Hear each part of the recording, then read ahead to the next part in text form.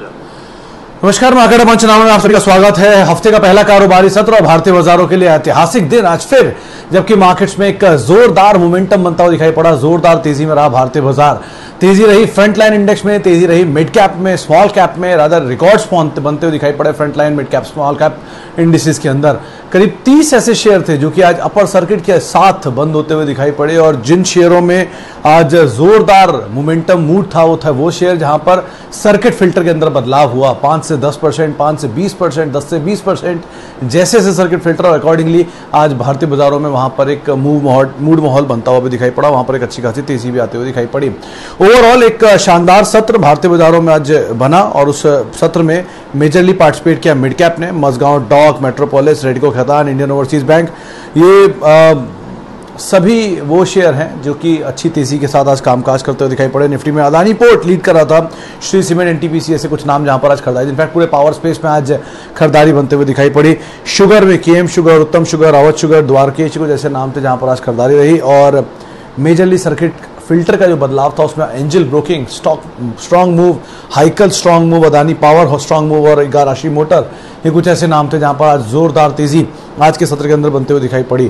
तो एक strong move market में, और जो मूड माहौल है बाजार का वो तो लगातार तेजी से देखने को मिल रहा है। वहां तो एक अच्छा खासा बढ़त भारतीय बाजारों में बनती हुई दिखाई पड़ी रही है। लेकिन क्रूशियल ये भी है कि आज के दिन कुछ देर में, यानी शाम 5 बजे, प्रधानमंत्री आज देश को संबोधित करेंगे, और मार्केट कीनली उसे भी वॉच करेगा किस तरह के आउटकम वहां से आते हैं। बहुत सारी अटकलें लगाई जा रही हैं, बहुत सारी उम्मीदें लगाई जा रही हैं, और उसके अलावा एक बड़ा ट्रिगर मार्केट के लिए जो वेट कर रहा है वो है अर्निंग सीजन का एंड हो रहा है, अनलॉक का थीम शुरू हो चुका है।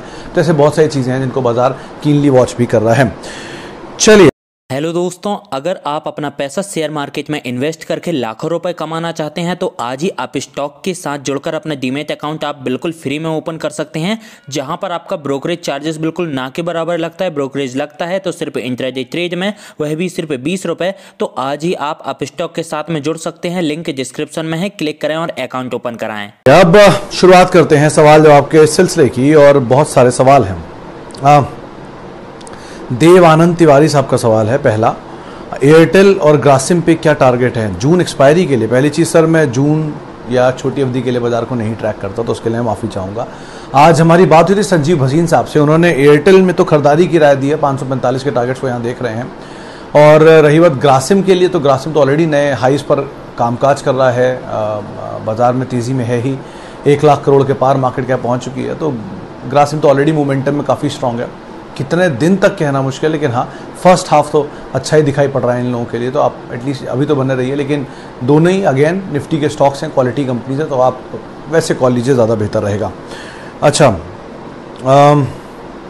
IRCTC, राहुल शिंदे साहब आज बहुत खुश होंगे कि आपका शेयर आज नए हाइस पर आ गया, 2100 के पार इसका फ्यूचर ही पहुंचता हुआ दिखाई पड़ा।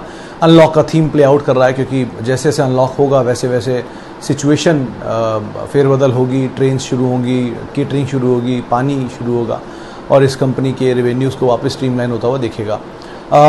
मोनोपोलिस्टिक बिजनेस है तो अच्छा है ही, सरकारी कंपनी है तो क्रेडिबल मैनेजमेंट भी है। एक चीज़ का ध्यान रखेंगे, किसी भी लेवल पे ऊपर अगर स्टेक सेल आया तो वो स्टॉक के लिए ओवरहैंग बन के खड़ा हो जाएगा। शुरुआत में ऐसे बहुत सारे नाम थे, कोल इंडिया हुआ, या फिर पिछले कुछ समय में ऐसी कई सरकारी कंपनियों के IPO आए थे जिन्होंने तेज़ी दिखाई थी अपने मोनोपोलिस्टिक बिजनेस को लेकर, लेकिन धीरे धीरे वहाँ पे ओवरहैंग होता था स्टेक सेल का ऊपर। अब कितना हद तक यहाँ ओवरहैंग रहेगा इसका आप ध्यान रखिएगा, लेकिन फिलहाल बढ़िया जर्नी में है, तो आप उसको एंजॉय करिए और उसके साथ बने रहिए। ब्रोकरेज हाउसेस के टारगेट 2300 के थे, 2400 के थे, वो ऑलमोस्ट अब अचीव होने वाले हैं। अच्छा, CDSL, खान साहब, CDSL को लेकर ब्रोकर्स काफ़ी बुलिश हैं। रादर आज भी यहाँ पर कुछ जब बात हो रही थी तो बड़े ब्रेकआउट की बातचीत हो रही थी टेक्निकल टर्म्स में। ब्रोकर्स काफ़ी मानते हैं कि यहाँ तेज़ी ही अभी देखने को मिल रही है, और धंधा भी अच्छा है। एंजल ब्रोकिंग के भी रिसेंटली नंबर आए थे, सेल्स के अपडेट उन्होंने दिए थे, जिसमें उन्होंने बात साफ की थी कि उनको अच्छा बिजनेस मिल रहा है। तो अगर ब्रोकर्स को अच्छा बिजनेस मिल रहा है तो ऑब्वियसली बात है डिपॉजिटरी के पास भी अच्छा बिजनेस जा ही रहा होगा, तो आप बने रह सकते हैं। फ्लोट भी छोटा है, नंबर भी ठीक है, कंपनी भी अच्छी है, BSE की इसमें होल्डिंग भी है, तो बाकी ऐसा कोई इशू नहीं है, बने रहिए। बट अगर लॉन्ग टर्म है तो पीरियोडिक बेसिस पर समय समय पर इसको रिव्यू करते रहिएगा अपनी पोजीशंस को। अच्छा, BPCL को लेकर अमित पॉल साहब, एक चीज़ क्रूशियल है कि क्या ये कंपनी स्टेक सेल कर रही है तो किसको कर रही है? इन्वेस्टर को कर रही है, तो वो इन्वेस्ट करेंगे और फिर वेट करेंगे शेयर के थोड़ा चलने का और निकल जाएंगे। लेकिन अगर किसी बड़ी कंपनी को कर रहे हैं तो वो कंपनी इसमें काम करेगी, वैसे ऑपरेट करेगी, टर्न अराउंड करेगी और एक्सपैंड करेगी, प्राइवेट कंपनी। तो आप इस तरह के फैसले आ जाएं, क्या आउटकम आता है उस आउटकम के हिसाब से ही इसमें कोई कॉल लीजिएगा। लेकिन फिलहाल के लिए बड़ा इवेंट, बड़ा हैंगओवर है, उसको ही देख लीजिए, उसके बाद बाकी डिविडेंड तो है ही, वो एक इस समय के लिए इमीडिएट ट्रिगर है इसके लिए। नितिन जीत राजपूत साहब का सवाल है कि HDFC bank and Reliance, sir पहला देश की सबसे बड़ी कंपनी इज रिलायंस 15 लाख करोड़ की, देश की दूसरी सबसे बड़ी कंपनी TCS 13 लाख करोड़ की, देश का तीसरा सबसे बड़ी कंपनी है HDFC बैंक करीब करीब 9 लाख करोड़ की। अगर इंडिया ग्रो करेगा, ऑब्वियस ही बात है, तो ये तीनों भी ग्रो करेंगे, क्योंकि इनके बिना आप ग्रोथ कैसे देखेंगे? सबसे बड़ी कंपनियां देश की है, तो ये ग्रुप्स, ये कंपनीज, तो ऑब्वियस ही बात है आप लॉन्ग टर्म में जिन कंपनियों के साथ बने हैं वो देश की सबसे दिग्गज कंपनी है। थोड़ा और एक्सपैंड कर सकते हैं अपने पोर्टफोलियो को, थोड़ा और बेहतर कंपनियों को इसमें शामिल कर लीजिए इन्हीं के साथ साथ, जिसमें आप TCS, Infosys, HDFC limited, HUL, इनको भी शामिल आप कर सकते हैं अपने पोर्टफोलियो में। अच्छा, अंश ढांडा साहब का सवाल है हिंडाल्को, वेस्ट कोस्ट पेपर और नेस्को पर। सर हिंडाल्को ऑब्वियस ही बात है हाईएस्ट पेडिग्री कंपनी इन तीनों में से। नोवेलिस, एलेरिस, दो एक्विजिशन जो पहले कर चुके हैं, नोवेलिस पहले और एलेरिस बाद में, और दोनों के नंबर्स ठीक थे, लास्ट क्वार्टर के नंबर में दोनों अच्छे थे। एल्यूमिनियम साइकिल तेज़ी में है तो उसका एक फ़ायदा लास्ट क्वार्टर के नंबर में देखने को मिला भी, अच्छे नंबर थे, ब्रोकर हाउसेस के अपग्रेड भी थे लास्ट क्वार्टर में। अच्छा, वेस्ट कोस्ट पेपर के केस में पेपर के कीमतें बढ़ने का एक इम्पैक्ट रहेगा, लेकिन पेपर स्पेस कोई भी ऐसा स्पेस नहीं है जहाँ पर आप बहुत लॉन्ग टर्म के लिए बने रहें। मीडियम टर्म के लिए आप ज़रूर यहाँ अपनी सिचुएशंस देख सकते हैं, साइक्लिकल प्ले को आप कर सकते हैं, लेकिन बहुत लॉन्ग टर्म के लिए आप इसे अवॉइड करें। हाँ, Hindalco is a preferred pick, आप उसमें तो कोई दिक्कत ही नहीं है बने रहने में। अच्छा, आगे बढ़ते हैं PNB गिल्ड्स और वोल्टास। रिचू साहब, PNB गिल्ड्स में तो अभी हाल में बहुत बड़ी तेज़ी आई थी PNB हाउसिंग के साथ, अब आप किस लेवल पे एंटर करके गए हैं ये कहना मुश्किल है। डिविडेंड यील्ड अच्छी होती थी, लेकिन ये शेयर बहुत चला है अभी हाल में, तो वो नीचे आ गई है। गिल्ड्स के दामों पर ये शेयर चलता है आमतौर पे, जब गिल्ड्स के प्राइसेस भागते हैं तो उसके रियलाइजेशन अच्छे होते हैं। PNB गिल्ड्स से बेटर आप वोल्टास जिसकी बात कर रहे हैं, वो तो ऑब्वियस ही बात है, एक जेम है टाटा ग्रुप का लॉन्ग टर्म के हिसाब से। कंपनी कूलिंग सोल्यूशंस में है, और जैसे जैसे क्रूड के दाम बढ़ रहे हैं, ये बहुत इंटरेस्टिंग होता है कि वोल्टास जैसी कंपनियों के लिए फ़ायदा होता है, क्योंकि वोल्टास मिडिल ईस्ट में बहुत मेजर काम करती है, और मिडिल ईस्ट में ज़्यादातर ऑर्डर तब आते हैं जब क्रूड के दाम बढ़ते हैं। तो क्रूड के दाम बढ़ना उनके रेवेन्यूज़ को बढ़ाता है, जिससे वो ऑर्डर देते हैं, और ऑर्डर वोल्टास जैसी कंपनियों को आते हैं, तो इनके लिए एक अच्छा ट्रिगर बनता है। गर्मियों में अगर क्रूड के दाम भागते हैं तो वो इस टाइम अच्छा ट्रिगर है। दूसरा, आप देख ही रहे नॉर्थ में बहुत गर्मी है, 40-42 डिग्री टेम्परेचर, तो ऑब्वियसली बात है AC की डिमांड तो है ही। Voltas is a very good company, आप उसमें बने रह सकते हैं। और रही बात PNB गिल्ड की, वो मीडियम टर्म के लिए आप उसे प्ले करिए, मोमेंटम बेस्ड स्टॉक है, मोमेंटम के हिसाब से आप उसमें निकल सकते हैं। SBI कार्ड, चुक साहब खरीदारी तो आपकी सही दाम पर है, 950 रुपये के दाम पर, बट कैच यही है कि आप कितने टाइम के लिए इसमें बने रह सकते हैं। हाईएस्ट इंडिया में क्रेडिट कार्ड का मार्केट शेयर ओन करती है थ्रू स्पेंडिंग HDFC बैंक, उनका करीब करीब 38% के आसपास का मार्केट शेयर है। सेकंड बेस्ट मार्केट शेयर है SBI कार्ड का 20% के आसपास का। तो अगर क्रेडिट कार्ड यूसेज बढ़ेगा तो ऑब्वियस सी बात है सभी बैंकों को, कंपनियों को फ़ायदा होगा। और गोइंग फॉरवर्ड ये जो सिटी बैंक का भी क्रेडिट कार्ड डिवीज़न बंद हुआ और जो उसके क्रेडिट कार्ड डिस्ट्रीब्यूशन हुए, उसका एक सबसे बड़ा फ़ायदा लिस्टेड स्पेस में SBI को ही होगा, कि और कोई लिस्टेड कंपनी है नहीं, मोनोपोली है लिस्टेड कंपनियों में, बाकियों के सबके कारोबार में मर्ज्ड है। HDFC बैंक के मौजूदा भाव के अंदर आप क्रेडिट कार्ड देख रहे हैं, ICICI बैंक के मौजूदा भाव में आप क्रेडिट कार्ड देख रहे हैं, बंधन के मौजूदा कार्ड में मौजूदा भाव में देख रहे हैं, RBL के मौजूदा भाव में देख रहे हैं, लेकिन SBI कार्ड अलग से क्रेडिट कार्ड कंपनी लिस्टेड है, तो फ़ायदा तो होगा ही, आप बने रहें, कोई दिक्कत नहीं है इस कंपनी के साथ। HUL पे राजीव साहब बहुत ही क्रूशियल, अभी थोड़ी देर पहले मैं एक ब्रोकर ग्रुप में देख रहा था, 44 दिन या 444 दिन ऐसे कुछ हो गए जब से HUL एक रेंज के अंदर फंसा हुआ है। HUL की अगर आप हिस्ट्री भी देखेंगे तो एक बहुत लंबे कंसोलिडेशन देने वाला स्टॉक है, लेकिन उसके बाद ये 3 गुना हो गया था वहाँ से। तो आप कंपनी के साथ अगर जाना चाह रहे हैं तो कंपनी तो बुरी नहीं है, ऑब्वियस सी बात है, हर 10 में से 9 घर HUL यूज़ करते हैं, मोनोपोलिस्टिक है इनकी, मतलब कई प्रोडक्ट में तो ये स्ट्रॉन्ग फुट होल्ड रखते हैं, 90% तक के मार्केट शेयर्स भी कई इनके प्रोडक्ट्स में हैं, और 100 सालों से ज़्यादा की इंडिया में एग्जिस्टेंस है, कैश रिच कंपनी है, डेट फ्री है, मल्टीनेशनल प्रमोटर है, सब जानते हैं इसके प्रोडक्ट के बिना इस्तेमाल के आप लाइफ नहीं निकाल सकते हैं। हाँ, अब प्रोडक्ट ये तो कंपनी अच्छी है, कंपनी के बारे में सबको पता है, लेकिन क्रूशियल है चलेगा कब, तो आपको समय देना होगा। FMCG स्पेस है, धीमे चलने वाला स्पेस है, ऊपर से HUL तो और फार्मा FMCG में आजकल अंडर परफॉर्म कर रहा है, बट चलेगा ज़रूर, क्योंकि बाज़ार कभी भी जब बॉयंसी ख़त्म करेगा और एग्रेसिव सेक्टर बैकफुट पे आएंगे तब डिफेंसिव वापस आगे आएंगे, तब ये शेयर चल सकते हैं। तो आप दिक्कत ना लें, एक्यूमुलेट करने का टाइम होता है ऐसे स्टॉक्स को इस तरह के बाजार में। जब बाजार बहुत एक लेवल रेंज के अंदर कामकाज कर रहा हो, शेयर ना चल रहे हो, तो आप उन्हें एक्यूमुलेट करिए ताकि जब वो चलें तो आपको अच्छा पैसा बना के दें। आप उसके हिसाब से देख सकते हैं यहाँ पे। अच्छा, TTML, चिंतन शाह साहब, TTML के बारे में तो मैं ज़्यादा नहीं जानता, इसमें कोई खबरें तो बहुत सारी हैं, लेकिन टाटा कम्युनिकेशन जिसके बारे में मैंने पहले भी 2-3 दिन पहले या पिछले हफ्ते बात की थी, वो आपको आज दिख ही रहा है चलता हुआ 1225-30 रुपये पहुँच चुका है। वो शेयर अभी और चल सकता है, उसमें बहुत पोटेंशियल है अभी भी, क्योंकि 1170 रुपये पर टाटा ग्रुप ने उसमें से स्टेक खरीदा था। तो जब टाटा ग्रुप 1170 में ले सकता है तो ये शेयर तो 1140 पे कल ही मिल रहा था, 1150 1180 की रेंज में, तो एक अच्छा वैल्यू तो वैसे ही इसके अंदर दिख रहा था, और वही आज ब्लास्ट हुआ। और अभी भी वैल्यू बहुत निकली नहीं है, 50-60 रुपये चला है, अभी इसमें बहुत वैल्यू अनलॉकिंग बाकी है, तो आप उसको देखिए। अब बात TTML की, तो इसमें खबर ये आ रही है कि ये SMEs के लिए कुछ सर्विसेज प्रोवाइड कराएंगे, लेकिन वो TTSL के थ्रू होगा, टाटा टेली सर्विसेज लिमिटेड के through, Tata tele Maharashtra limited के थ्रू नहीं।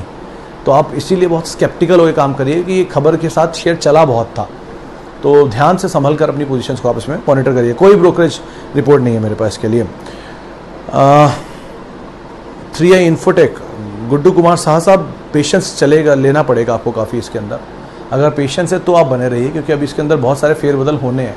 लास्ट क्वार्टर के नंबर आए थे, उसके बाद शेयर टूटा भी है, वापस दोबारा चलना शुरू हुआ है। थोड़ा सा आप पेशेंस दीजिए, उसके बाद आप यहाँ पर कोई कॉल ले सकते हैं। अच्छा, फिलिप्स कार्बन के लिए राकेश साहब, आज काफ़ी चला, ये सर्किट लग गया इसमें भी और गोवा कार्बन में भी। ऑब्वियसली बात है, सर्किट फिल्टर का बदलाव था तो उसका एक इम्पैक्ट देखने को मिला ही। कार्बन प्राइसेस को लेकर भी कई भाई बातें रही हैं, लेकिन आज 1-2 दिन तो रुक जाइए, अभी थोड़ा कूल ऑफ होने दीजिए। बाजार बहुत तेज़ है, मिड कैप बहुत ज़्यादा तेज़ है, स्मॉल कैप मिड कैप में तो ज़ोरदार तेज़ी पकड़ी हुई है, तो थोड़ा सा वैल्यूएशन से अहेड जा रहे हैं। तो वैसे कंपनी बुरी नहीं है, ग्रुप भी बहुत अच्छा है और इनका ग्रुप ही कंपनी है, लेकिन आप थोड़ा सा ईज आउट होने दीजिए, उसके बाद लीजिएगा। ऐसा नहीं कंपनी कल बंद हो जाएगी, कल इसका भाव जो मिलेगा आपको आज नहीं मिलेगा, ये भाव फिर मिलेंगे, फिर नीचे आएंगे शेयर, आप तब ले लीजिएगा, ऐसी कोई दिक्कत नहीं है। अच्छे कंपनी को नीचे के भाव में लेने की कोशिश करिए, वो ज़्यादा बेहतर विकल्प है। राजेश अग्रवाल साहब इस कंपनी को बहुत क्लोजली ट्रैक करते हैं और कई बार इसके लिए टारगेट दे चुके हैं, मोर और लेस उनके सारे टारगेट अचीव भी हो चुके हैं, लेकिन वो भी अभी भी ये मानते हैं तेज़ी है। आप लेना अगर चाहते हैं तो आप पार्शियल ले लीजिए, वेट करिए नीचे आने का, पार्शियल तब लीजिएगा, और नीचे आया तब लीजिएगा, ऐसे कर करके लीजिए ताकि आपको लॉस भी ना हो।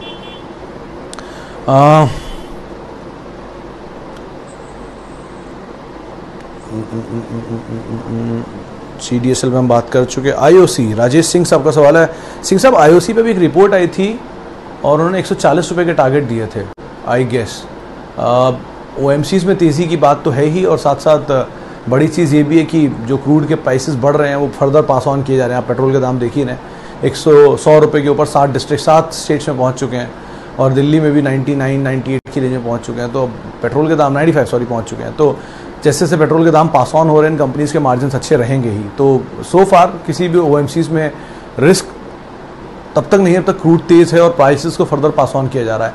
लेकिन ऑब्वियसली बाजार बहुत तेज़ हुआ है, तो जब बाजार ही हल्का होगा तो ये भी शायद थोड़ा हल्की हो। लेकिन आप रुके उससे टारगेट 150 160 तक के भी हैं, तो आप अकॉर्डिंगली यहाँ पे कॉल ले सकते हैं।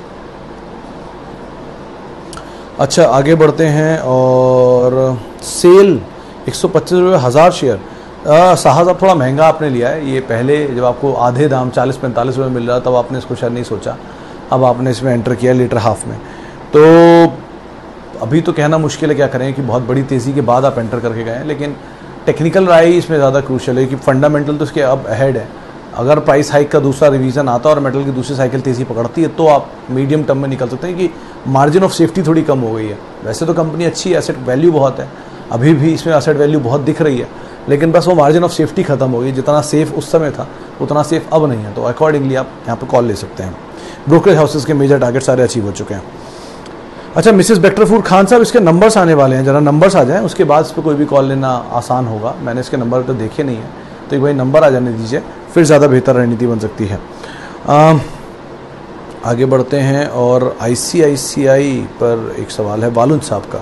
घनश्याम साहब, ICICI ऑब्वियसली बात अगर आप टाइम देकर रखेंगे इसमें तो कोई दिक्कत नहीं है, क्योंकि ऑब्वियसली बात है आप देश के सबसे बड़े निजी बैंक की बात कर रहे हैं, तो वो तो कोई दिक्कत नहीं है। लेकिन हाँ, नियर टर्म में अगर आप प्ले कर रहे हैं तो आप मोमेंटम को ही चेज़ करेंगे, और मोमेंटम जैसे बैंक निफ्टी का है।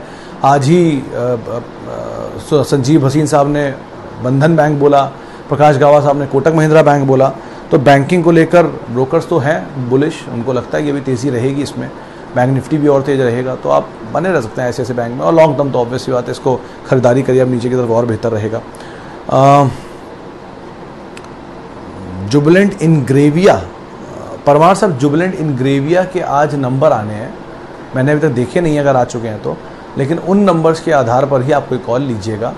पहले क्वार्टर के नंबर हैं तो कहना मुश्किल है, लेकिन हाँ बहुत एक तरफा चाल दिखाई है, तो उसके बाद कैसे नंबर आते हैं, क्या सपोर्टिव आंकड़े होंगे, क्या डिटेल्स हैं, कुछ चीज़ों को देखकर बाजार कॉल लेगा, तो आप वो एटलीस्ट देखिए। फार्मा नोवा के नंबर आए थे बीते सत्र में और उसको ख़राब नंबर आए थे, वीक नंबर आए थे, तो आज इनग्रेविया के नंबर्स को आप ज़रूर ध्यान रखिएगा। बारबेक्यू सिंह साहब, बारबेक्यू नेशन के केस में अनलॉक का प्रोसेस शुरू हुआ है अभी।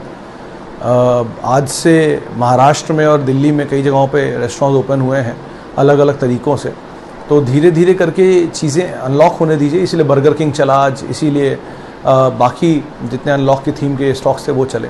तो आप थोड़ा सा नंबर्स को खंगाल लीजिए, एक बारी आंकड़े देख लीजिए कैसे आते हैं, उसके बाद कॉल लीजिएगा। भागा हुआ स्टॉक है काफ़ी हाल फिलहाल में स्पेशली, तो आप ईज आउट होने दीजिए, उसके बाद कॉल लीजिएगा।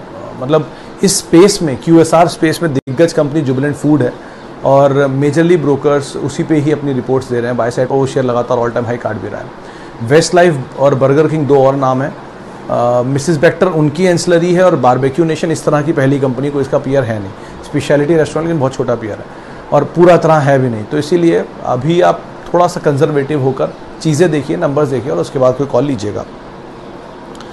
आतिश सावंत साहब, आप अगर इसे मानते हैं अदानी पावर को मल्टीबैगर, तो आप सही कह रहे हैं, आपको पैसा बना के दिया होगा, बढ़िया मल्टीबैगर है। आगे के लिए थोड़ा कंजर्वेटिव हो जाइए क्योंकि बहुत बड़ी तेज़ी दिखा चुका है, उसके अकॉर्डिंग यहाँ कॉल लीजिएगा। और ऑब्वियसली बात है कि अदानी पावर और अदानी पूरा ग्रुप बियॉन्ड ग्रेविटी चल रहा है, तो कुछ भी इसके बारे में कहना मुश्किल है। इन्फोसिस के ऊपर अभी एक सवाल देखा था, हाँ, RS तवनगिरिया साहब का, माफ़ कीजिएगा मैंने आपका नाम गलत लिया हो तो, लेकिन सर 50 शेयर इन्फोसिस के अगर आप टाइम फ्रेम लंबी अवधि का रख रहे हैं तो कोई दिक्कत नहीं है, यहाँ से हाफ भी मिल जाए तो भी आप ले लीजिएगा और शेयर। लेकिन अगर आप छोटी अवधि के लिए रख रहे हैं तो कहना मुश्किल है, क्योंकि IT स्पेस में तेज़ी देखी गई थी नंबर से पहले, दोबारा बैकफुट पे आया है, हो सकता है दोबारा स्टीम पकड़े, अगर डिफेंसिव आगे आते हैं तो आप उस पर अपनी कॉल ले सकते हैं। लेकिन ये लॉन्ग टर्म के लिए क्लास कंपनी, आप उसके अकॉर्डिंग यहाँ पे बात कर सकते हैं। साहब, स्पाइस जेट में वैसे तो कोई इशू नहीं है, रिसेंटली 68-69 से ये शेयर चलना शुरू हुआ और पुराने हाइज अपने काट नहीं पाया। मेरे को अभी भी याद है कि HSBC की रिपोर्ट 120 रुपये का टारगेट देती है, लेकिन दो बहुत बड़े इवेंट हैं, एक लॉकडाउन है और लोग ट्रैवल नहीं कर रहे हैं, सब डेस्टिनेशंस बंद हैं, तो फ्लाइट चल नहीं रही है, इसलिए ट्रबल टाइम है। क्रूड उबाल पर है, 48-50% के आसपास इनकी कॉस्ट का हिस्सा होता है, तो वो इनकी कॉस्ट और बढ़ा रहा है। लॉस कंपनियां दे रही हैं, जो इंडिगो ने भी कल दिया, तो सिचुएशन ख़राब है। But having said that, worst time पे ही आप सबसे अच्छा रिटर्न कमा सकते होते हैं, ये एक बाज़ार का धारणा ध्येय होती है। तो आप एटलीस्ट थोड़ा थोड़ा करके पोजीशंस देख सकते हैं, लेकिन अगर आप रिस्की ट्रेडर हैं तो, वरना आप अकॉर्डिंगली यहाँ पे कॉल लीजिएगा। ब्रोकरेज हाउस टारगेट 120 रुपये के थे जो अचीव नहीं हो पाए हैं। ITD सीमेंटेशन, अक्षय पवार साहब, ITD की मैनेजमेंट से हमने बात की थी, 84 रुपये आपने खरीदारी की। उन्होंने ये बात साफ किया कि नंबर अच्छे हैं, थोड़ा इम्पैक्ट ज़रूर आया है Q1 में, जो आने वाला क्वार्टर है उसमें, क्योंकि जो लेबर है वो या प्रोजेक्ट हैं वो बंद हो गए थे, क्लाइंट्स के यहाँ कई लोगों को कोविड हुआ इस वजह से।